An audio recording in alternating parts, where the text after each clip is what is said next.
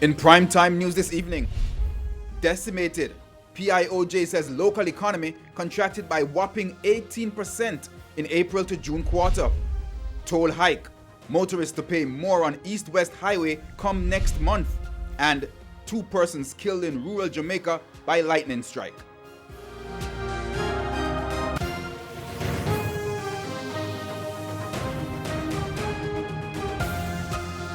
Good evening and welcome to Primetime News. We're live on air and online at onespotmedia.com. I'm Herman Green. And I'm Janella Precious. Also this evening, the business days, sports commentary, E-Prime and weather. But before the break, the feedback question. Our question this evening: what are some of the suggestions you would give the Prime Minister for the remaining cabinet posts? You can share comments online, facebook.com/Television Jamaica and tweet us at Television Jam.